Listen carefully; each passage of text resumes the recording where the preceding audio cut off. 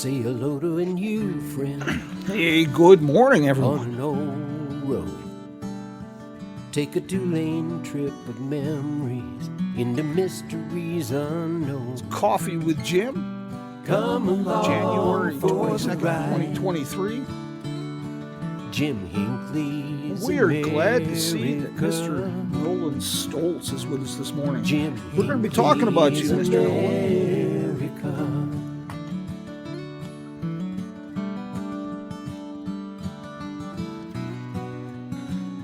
For those of you who are watching this on YouTube, you can see that we've got a few lighting issues, but we're here.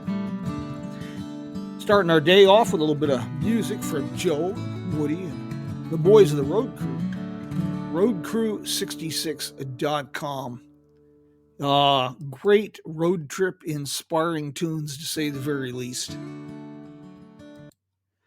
Really grateful for that. Miss Maggie, all the way from Michigan. Mr. Daniel Resch, California. Gosh, we got a full house going here this morning. Very good. Hey, before we get started, a little bit of housekeeping. In answer to your questions, it's winter in Arizona. Had a dusting of snow the other day. And here at the Jim Hinckley's America Studios, within spitting distance of Route 66, it is a balmy 27 degrees. And for somebody like me who happens to look for their long underwear when it gets below 80 degrees, you can imagine how I'm doing with this. Okay. Today, as promised, we're going to talk about stories behind the towns. Route 66 has become, I'm not even sure of the words, because technically the highway doesn't exist. It hasn't officially since about 1985. But an argument could easily be made that today it's more popular than any time in its history. The problem is, people have a tendency to see things myopically. They see things in the context of neon and tail fins. And they forget that Route 66 is much more than that. To put it simply, it's a connection between the past, the present, and even the future. And that was the concept, giving thought to this, that people go through places like Glen Rio. It's a great photo stop, and it's an interesting place, but they don't realize that there's a story behind just these photo ops. There's a really deep and rich history in these communities, even the ghost towns. So what I tried to do in a book that was released last year, I wrote this during the apocalypse years, and it was released last year. It's a little hardcover book called Here We Are on Route 66. And it's got good reviews, and it's gotten surprising flack from some people who are passionate about Route 66, and I understand that because it's selective. I did not go and profile every town on the road. Just not possible. When I wrote the Route 66 encyclopedia, with the best information I had at the time, I wrote just a succinct summary of the history of some of these places along Route 66. But there's more, much more. I couldn't go into a lot of context. And that was the idea behind this book. I wanted to profile some of these Route 66 communities, and I wanted to show them as that connection, a bridge between the past and the future. Let's stop in the middle at the present. I got to give a shout out, and Mr. Nolan Stolz is with us this morning. Nolan, if you'd like to call in, please feel free. But, and chime in, please. Mr. Nolan Stolz, my research has been good, better than average, but there's a lot of room for improvement because I was working under time constraints with editorial constraints. But Mr. Nolan Stolz is with us, and he has a Patreon page and crowdfunding supported research project for his Route 66 suite that is being written. But I got to give a shout out to Mr. Nolan, whether he's with us or not this morning. I would have to say this. This fella digs deep. and I've joked with Nolan quite a few times about this. He has discovered towns that I didn't even know were towns on Route 66. And I tease him about Mud College, Oklahoma. Absolutely one of my best. That one makes me smile. But he's found some incredible history. And if you pledge a bit of support to Mr. Nolan on his Patreon crowdfunding page, you'll get access to some incredible videos and well researched stories, something I highly recommend. Today, let's start with McLean, Texas. McLean, for Route 66 enthusiasts, has the dubious distinction of being the last Route 66 community in Texas to be bypassed. That was 1984. Diminutive McLean had the dubious distinction. It was the last panhandle town to be bypassed by I-40. And it seems like in an instant, the never-ending stream of traffic that flowed through town on First Street and Railroad Street slowed to a trickle. And if you've seen the movie Cars, the animated film, this gives you an idea. Radiator Springs, the town just withered and died. Needless to say, not having hundreds and hundreds and hundreds of vehicles flow through town had a devastating impact on the town's economy. As of 2019, the population of McLean was 939 people. That's kind of a decline from 1940 when the population was just a hair over 1,500 people. And the town is so fascinating. Let's say you drive through, you take a photograph of the wonderful Phillips 66 station. Great photo op. Kudos to Angela Moreland. She's putting together the 1956 Cactus Inn Motel. Next door is the Red River Steakhouse. This is all really good, but it's kind of like a good soup. If you just skim from the top, it's tasty, but the good stuff's in the bottom. McLean has a direct connection with the sinking of the Titanic. And that takes us to the Devil's Rope Museum. That's a museum dedicated to the history of barbed wire. And that museum is housed in a former brassiere factory. The brassiere factory led to McLean proudly proclaiming itself the uplift capital of the world. And they have a small display there about Titanic artifacts. We'll get to that in just a second. This building with the Barbed Wire Museum also houses and exhibits from the Texas Route 66 Museum. And really, really a fascinating museum. The most intriguing thing to me about the Devil's Rope Museum, a museum dedicated to barbed wire, it was actually interesting. Alfred Roe was a brilliant fellow. He had a colorful background. He was born to British parents in Peru. He was educated in England. And then, after extensive agricultural studies, he traveled to Texas with plans of establishing a ranch. And to learn the trade from the ground up, he worked as a cowboy for the legendary Charles Goodnight.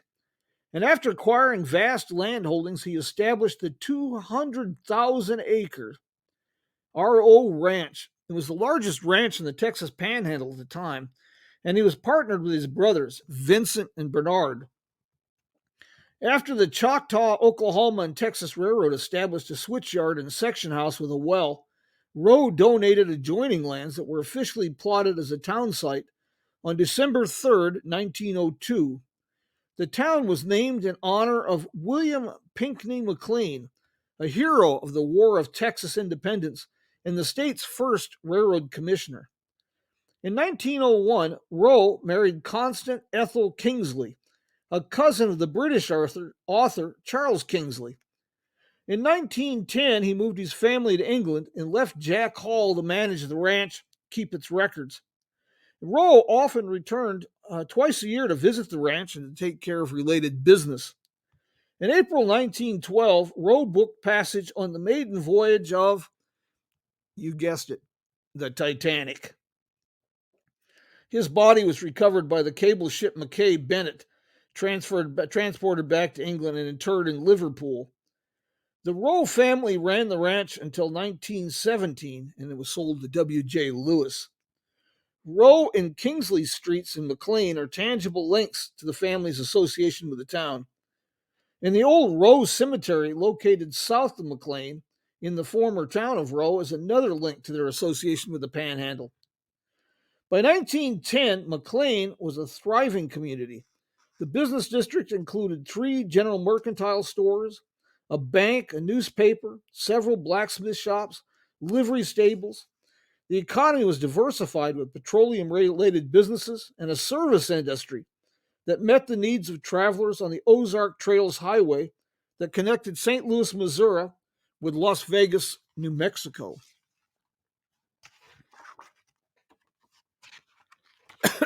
Excuse me. This segment of the economy boomed, of course, after certification of Route 66 in 1926. In 1929, Phillips Petroleum opened one of the company's first stations in the Panhandle of Texas, in McLean. The cottage-style station remained in operation until 1977.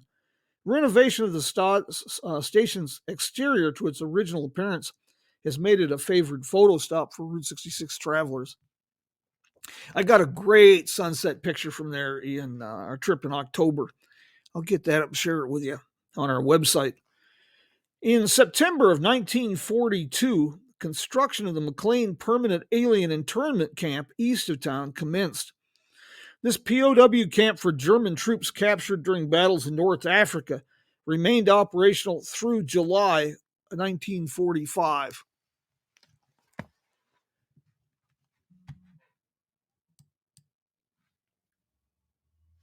Yeah, Mr. Nolan, can you hear us?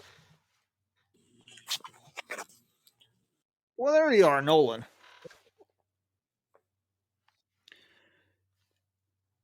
Did we lose Nolan? Oh, you don't hear me?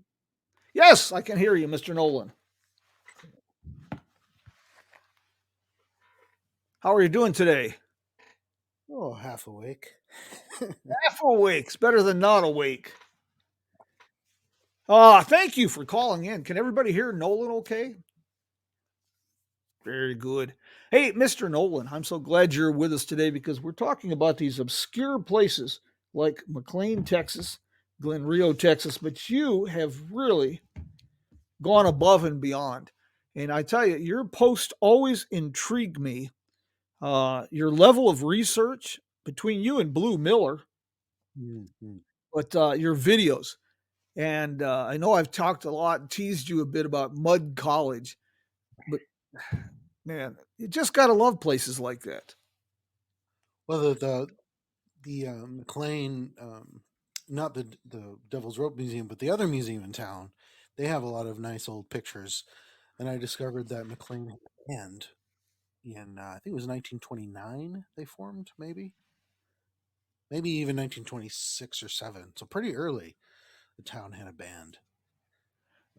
Look for connections. You know, when you start looking into the history of some of these, one of the things that surprises me, some of these rural towns, especially in the West and Southwest, it is amazing how modern, I guess you could say, the modern amenities that some of these towns enjoyed is pretty surprising. I have to ask this, what kind of businesses did Mud College, how big was that place? How big did it ever get? I don't think there was much other than the school. I haven't found any references to any businesses, so Hmm. I think it because the Mud College was named after that after the school, and I think they just referred to it that way. I Was there a post office? No, so it was never officially a town um, with a post office, but that doesn't ever really mean much because if you're close enough to another town that has a post office, there's not necessarily a need. No, yeah, but the post office usually is indicative of some sort of population. Yeah, Is but they're one of still my built. favorites that I uncovered was uh, Needles, Arizona. We call it Topak today, but it's a really great conflicted story that Topak Originally started as the town of Needles, Arizona Territory. They had a post office. The place kind of withered on the vine as the railroad continued across the river, building the bridge construction. The post office was discontinued in Needles, Arizona Territory. A new town sprang up on the Colorado side of the river, and that became Needles, California. Hmm. And then for a while, they kind of fought over the post office because Topak started growing again, and they wanted to be known as Needles. Kind of a odd thing. One of your discoveries, Nolan, was Brooklyn, Illinois. Yep. That was one. Uh, that one, can you share a bit of that story? Well, it's allegedly the first all black town and black owned town in the United States. This dates back to pre Civil War era because it was a safe haven for escaped slaves. They'd come across the Mississippi River, hide. There's a church right off of Route 66. I mean, it's only maybe 100 feet off of Route 66. There's a church there, and that's a confirmed stop on the Underground Railroad. A lot of history there. 66 only went through Brooklyn for about 7 years, but there's no reference to it anywhere. There's no signs that now there's no signs that direct you that that used to be 66. It's just one of those forgotten bits of 66 and overlooked towns. Now, that's near just north of East St. Louis. Is that correct? Yes. So it's just south of Venice. And yeah, so it's between Venice and East St. Louis. What? How was the town affected by the race riots there in East St. Louis? Any idea? Um, I don't know, but I assume probably not as much, or at least maybe that would have been a safer place for blacks to be, because it was always predominantly a black town. Yeah. I was just curious. I know that was kind of just a uh, random thought because Mm. the race riots there in East St. Louis, people fled in numbers, and just curious. Yeah, Uh, I there's no imagine by the book.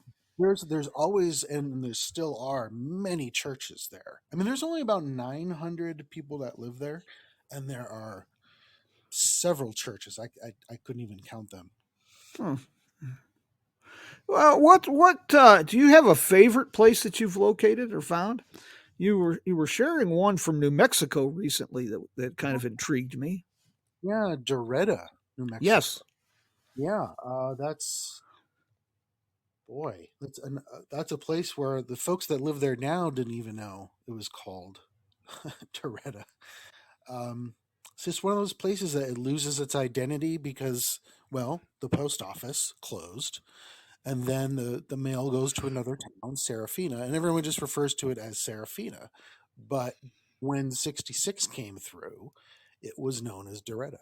So there you have it. So it's not really a ghost town because people still live there, but the fact that it was at one time called Doretta is makes it, I think, a ghost town. I that's kind of stretch. That's a point of contention among folks, and you're familiar with contention. I see some Yes. of the comments that are made and different things that you encounter. When I wrote Ghost Towns of Route 66, I stretched the point quite a lot on some of these towns, Right. and of course, a ghost town is population zero. But to me, a town that's lost its identity or faded rather dramatically, it kind of constitutes ghost town in my book. Yeah. I think of though a place that's always been small. I don't really consider a ghost. Um, like maybe Halltown, Missouri, for Yes. instance. Is that a lot of people consider that a ghost town, but it's the population has remained small all the time. Then maybe you can look at, are there significantly less businesses now? Yes, that's probably the case. So there's so many factors you can look at. Um, Yeah. Some of these towns, when you start getting into the history of these places, it's surprising their obscurity, especially along Route 66, because people are so obsessed with Route 66. They've done so much research on Route 66, and for these towns to get overlooked like this, like Brooklyn, Hmm. um, I find that kind of odd. Well, it's Brooklyn isn't the most attractive town on the road. There's there's a lot of crime there. There's a lot of strip clubs there. So I think sometimes when a place has a bad reputation, well, Brooklyn these days is kind of known as like the party place, late night for the St. Louis area, Mm. and so I don't. I think a lot of people like to, you know, sweep those sorts of things under the rug and not talk about them. But during the day, it's just like any other town, really. Um, so why not take a drive through Brooklyn, or why not take that 1929 to 1936 alignment, whatever the years were? You know, it's funny. Like I say, that intrigues me. Some of the comments too. People almost take offense when you come up with something new, something different. But like I said, I'm really surprised the obscurity, even like Brooklyn, when you can think that people become. I realize they're a small contingent of the Route 66 community, but people become, for lack of a better word, just anal on some of this. I was at an event in California some years back, and I stared in disbelief as 4 or 5 people got together with their little Tupperware type boxes filled with broken asphalt. And I was watching these people, and a fellow pulls out this piece of asphalt that's kind of reddish with stones in it. And these other guys got excited. Oh, that's from the pre 1930 alignment over by Ash Fork, Arizona. And I'm thinking, how deep do you go down this obsessive hole when you can recognize asphalt from different alignments? Uh, that's pretty obsessive. I've been talking with Candace Taylor a bit, and I got to mention Brooklyn to her, see if she's familiar with Brooklyn. But Candace, of course, she wrote the book Overground Railroad, and she's done extensive research on sundown towns and the Green Book locations. Uh, I assume that Brooklyn would probably be a stop for African American travelers. Was there any businesses that you know of listed in the Green Book? No, I I I think the closest ones might have been East St. Louis. I can't even think of any in Venice. Come to think of it, Hmm. at that time, that area was pretty quiet. There wasn't much going on. There was a sort of revitalization in the '50s with the blues scene. Um, but when the time '66 came through there, it was, I think, if I recall correctly, 1929 and 1936. So there wasn't much going on, as far as I know. And those were the years 29 through 36 that Yeah, 66 went through town.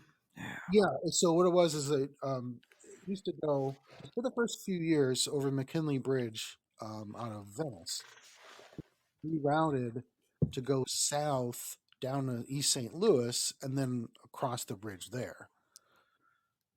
Uh, and then in '36, it got rerouted just a little bit to the east. It went through Madison and then down to. So Brooklyn got bypassed uh, pretty early on.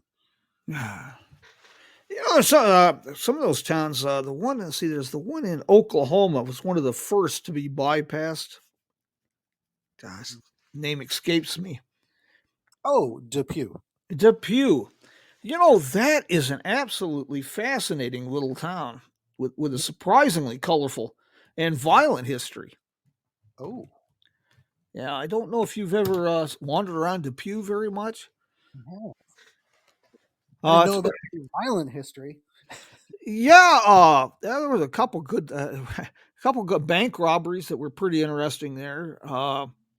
There was a shooting at the hotel that was pretty interesting, and the Kimes brothers.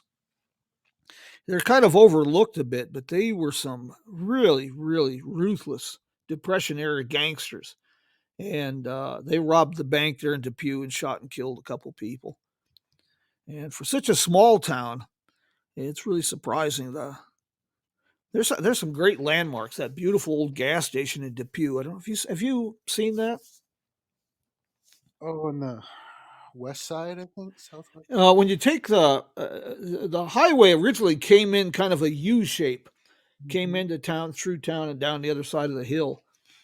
And right downtown, there's a beautiful 1920-ish gas station and garage complex. It's been Yeah, abandoned for decades. yeah, I think it's on like on the southwest side or something. Somewhere in there, yeah. Mention this in your Murder and Mayhem book. I did. Yeah. I'll be honest, like I started reading it when I was on the road. I'm like, oh man, I'm getting all paranoid when I go to these places. So I was like, I'm gonna read this when I get back home. That was a Murder and Mayhem on the Main Street of America was a tough book to write because people have a tendency to see Route 66 as America's longest theme park. Yeah. And nobody wants to find out that Goofy is an axe murderer at Disneyland. And I tried to, I didn't I tried to not go too dark because there were some, well, just like today. I mean, people are always people, but I found some stories that were just absolutely mind-boggling. Down near Topak, from I think it was 37, 8, 9, and 40. On 6 different occasions, they found luggage or what they called carpet bags with body parts along the highway Mm. down there. Totally unsolved as far as I know. On 2 of the occasions, they were heads. And yeah, kind of unnerving. Hey, Nolan, if people want to find you on Patreon, how would they do that? Patreon.com/Route 66 Suite, SUITE. I highly recommend it. I'm so impressed with your research between you and Blue Miller. I'll tell you, your research is fascinating, and the stuff you turn up just intrigues the daylights out of me. Thank you very much. It really piques my interest, and it goes to, the older I get, the more I learn, the more I realize how little I know, and you help reinforce that. Well, there's things that I mean, we all have our different interests. I love old theaters. I'm going to concerts and things, and so that's an area that's fairly under researched as far as connections to Route 66 go. Other, Jim Ross is really into bridges. He's got that Route 66 Bridges book. That's really research. So I think when you piece together different people's personal interests and how they interact with Route 66, then you get a more complete picture. Yeah, less one dimensional. And Ross's book on bridges is phenomenal. It's just incredible. Your work on theaters has been really intriguing me too. Buildings that used to be theaters that are not theaters. I will send you a link or some pictures. Gosh, I'm trying to remember the name of the town in Illinois that I discovered recently on this last trip. Little time capsule town about 60 miles east of uh, Hannibal, Missouri. That they have just a simple farming town theater that's been in continuous operation since 1916. It was one family owned until 2020, and the last remodel was 1930. And it's just amazing. The marquee was added in 1930. The popcorn machine. All the lobby was done in 1930. These beautiful little clamshell lights over the restrooms, men and women, all date to that 1930 remodel. And in the cellar, he moved it down there. They have the original arc light projector from 1916. Quite Wow. a quite an amazing little place. And right across the street is a garage. And you can see it used to. It's one of those garages that had a gas station under the canopy, kind of a triangle set on the corner. And right above it is a capstone that says Ford 1926. Hmm. 1926 Ford dealership right across from the theater. You know, I discovered that Groom, Texas had a theater. Really? Yes, you know, very small town, and Yeah. there's no information online about uh, these theaters. I found it in old issues of the Groom News, which has now been digitized, so you can find it online. But if you were to Google these theaters, you would never find any information. Yeah, there's the Bluebird Theater, closed in 1929, meaning it would have been a silent movie theater, right? And then you got to wonder, well, did they? Well, they probably didn't have an organ. You know, that's too expensive. But they probably had a piano or something. But then I wonder, well, who was the pianist, or was it completely silent? Like, what did they do? I have no idea, but I'm quite curious. And then later on, they had a theater, like in 30s into the 50s. You make new discoveries all the time. I was in Tucumcari this last October, and everybody knows about the Odin Theater. Dates to the mid 1930s there. But there is another theater, been closed for decades, and it's The a Prince. beautiful Art Deco type theater, dates to the teens. And apparently, I did not a lot of research, but a bit. Sometime in the around 30, 32 period, the facade and everything was redone, upgraded. And so just an absolutely beautiful Art Deco theater. Been closed for decades. Did you know about that one there? The Princess Theater. Princess Theater. Yes. Yes, yes. Before that, there was an opera house. I think it might have even been in the same space, and they had like boxing matches and all sorts of stuff. So you can go really far back. It started getting into the entertainment on these small towns when I was doing the research for the historic district narrated historic district walking tour here in Kingman. I knew about the Sump Bar under the Hotel Beale in the barber shop. And I found out years ago, I learned, I talked to Louis L'Amour's son about this. Louis L'Amour worked, the writer, he worked at the Catherine mines outside of Kingman down towards the Colorado River. And he had a short lived amateur boxing career, which he started here in Kingman. And apparently, there was a boxing ring down at the Sump Bar in the basement of the Beale. And the legend for quite some time was that he did just a fun kind of sparring match with Jack Dempsey. Well, I got digging around, rooting around for information on this walking tour. I did not confirm that L'Amour and Dempsey went a few rounds at the Hotel Beale, but I did confirm that Dempsey did stay at the Hotel Beale on several occasions during the same period. Little tidbits. Do you use newspaper archives for a lot of your research? Um, yeah, I probably should pony up and get a subscription to newspapers.com. But usually, if you search and find the OCR data, you can find what you need without it. Yeah. Uh, but that'll probably be the next step of getting deeper, which maybe we need to do it this time and start Yeah. thinking on the actual music.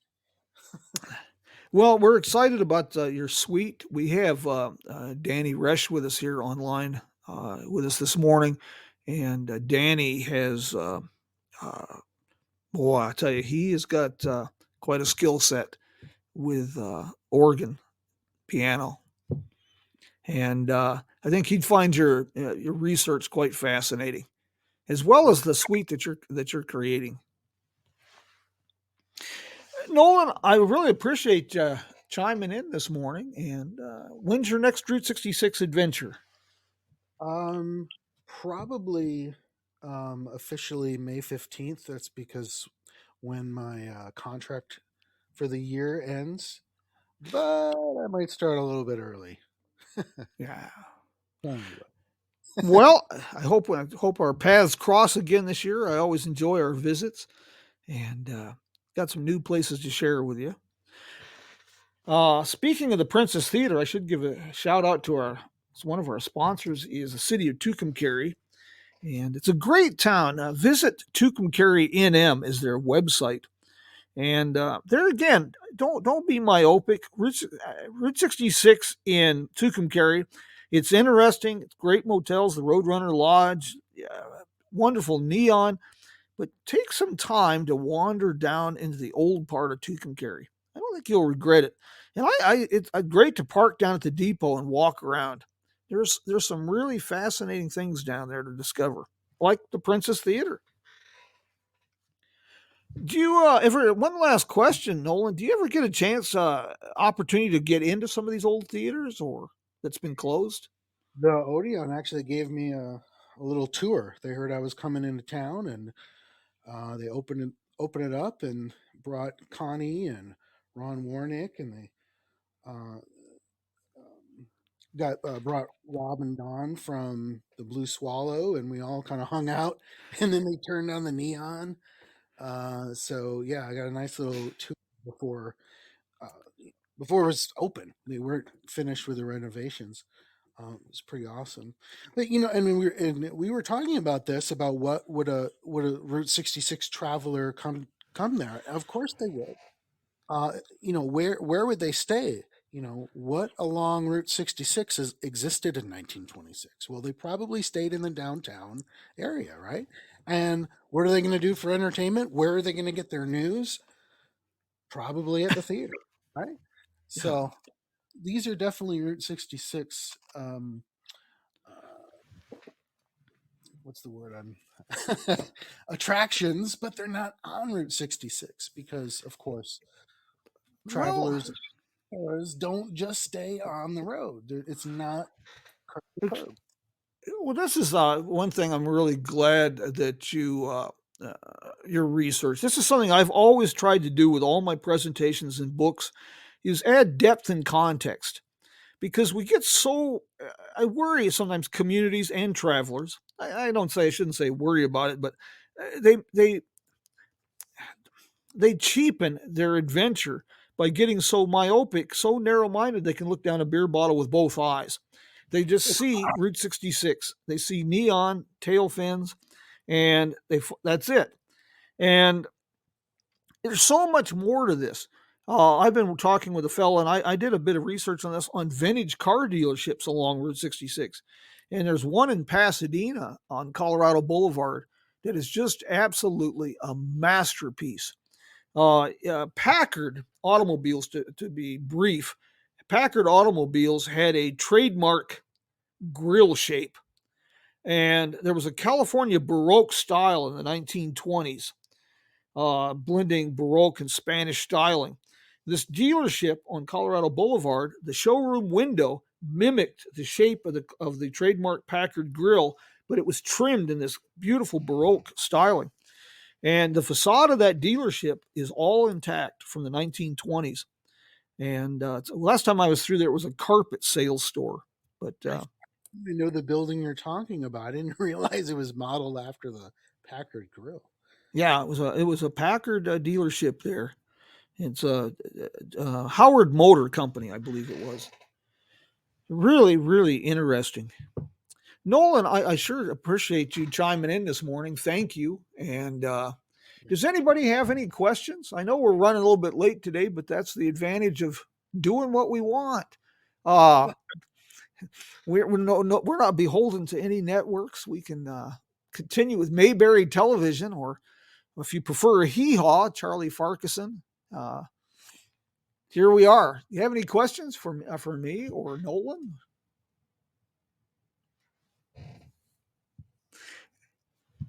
Let's see what we got here. Uh we we got some great things coming up. You're going to really like on February 5th, I believe it is.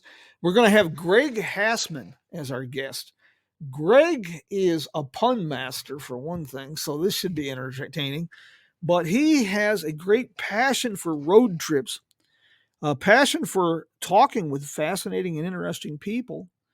And he's a talented photographer, and he has a way of turning a phrase. He's a pretty gifted writer. That's going to be really good. And my big surprise, I have to announce this one, is March 19th. I know that's a little bit away, but we got time to get an audience. Stephanie Stuckey's going to join me. We're going to talk about Stuckey's. And for some of us old farts, Stuckey's has fond memories of stops during epic family road trips when we were unleashed from the back seat for a little while to run rampant, get ramped up on sugar with a pecan log. But I digress. Nolan, thank you so very much. And folks, I want to thank everybody for joining us this morning. And well, I hope you guys can join us again next week. Invite your friends. And like I say, this is kind of somewhere between Mayberry Television and Charlie Farquharson on Hee Haw, but we're getting better with this. We just keep working away on it, and I act like I know what I'm doing and try to have some fun in the process. Nolan, I'm really indebted. Thank you for this morning, and thanks for sharing some of this. And I hope it inspires some road trips, encourages people to do a bit of research and digging, and I hope it encourages people to turn left at the stop sign once in a while instead of just running a straight line down the highway. My friends, until next week, well, I'll let you go, and